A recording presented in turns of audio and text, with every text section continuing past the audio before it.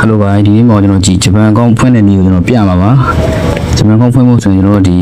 VPN တစ်ခုပဲလိုရနော်ကျွန်တော် single တွေပါထုတ်ထားလိုက် single တွေပဲရှိရဆိုရင်အရင်ကတော့ဒီခုတော့ပိုင်းဒီ browser တွေကဖွင့်တဲ့ခါကျရင်သူကအကောင့်တွေပါပြန်ကြားတက်လို့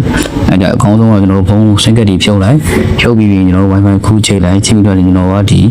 Play Store ကနေတောင်းပြီး iPhone Pro VPN လေးဆိုတော့ကျွန်တော်ကအကောင့်လေးကိုနှိပ်ပြီးဖွင့်မယ်ဒီ option/server မှာဂျပန် region ကိုနှိပ်ပြီးကျွန်တော်တို့ကဒါသွားထားမယ်နော်ဒါကျွန်တော် VPN ချိန်ထားတယ်အဲ့လို VPN ဂျပန် VPN ချိန်ပြီးတော့ပြီဆိုရင်ကျွန်တော်ကအထွေထူးမဟုတ်ဘူးသူ့ရဲ့ဒီ TikTok software တွေကနေပဲကျွန်တော်တို့ကပေါက်လာအောင်အဲ့တော့ကျွန်တော်ကပိုရှိပြီးတဲ့အကောင့်တွေနော်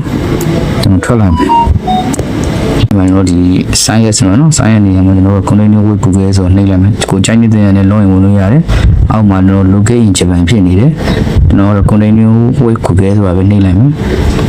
အဲ့မှာကျွန်တော်တို့ရဲ့ Gmail တွေပေါ်လာမယ်ကိုချိန်နေတဲ့ Gmail တစ်ခုနဲ့ချိန်လိုက်မယ်ကျွန်တော်စုံစုံနဲ့ချိန်လိုက်မယ်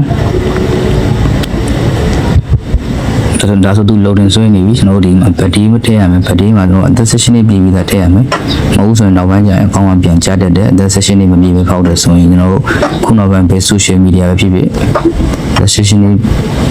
ဖြစ်အောင်နော်2000လောက်ပဲဖြစ်ပြီ2005ဆိုလည်းဖြစ်တယ်နော်အဲ့2005 2006 2009တွေတော့မထည့်နဲ့2005ရဲ့အောက်ပိုင်း2004ရစပြီးတင်းနဲ့1900ကဘာညာရေးထည့်တာပိုကောင်းတယ်ကျွန်တော် national တော့လိုက်မယ် loading ဆွဲနေတယ်ကျွန်တော်တစ်ချက်စောင့်ကြည့်မယ်ဒီမှာသူနာမည်ပြရတယ်နော်ဒါလေးဆိုရင်ကျွန်တော် continue နေလိုက်မယ်ဒါဆိုသူဝင်သွားပြီအကောင့်ပွင့်သွားပြီပါဗျာခဏစောင့်ကြည့်မယ် video တစ်ပုဒ်ကို view 1 million profile နဲ့ဝင်လိုက်မယ်နော်ပြီးရင်ဘက်က salary 30ကိုနှိပ်လိုက်မယ်ပြီးရင် setting and privacy ကိုနှိပ်မယ်ပြီး account ဆိုတာလေးကိုနှိပ်မယ်ပြီးရင်အပေါ် account information ဆိုတာလေးကိုနှိပ်မယ်အမ account region နေမှာတော့ကျွန်တော်ဂျပန် region ဖြစ်သွားပြီ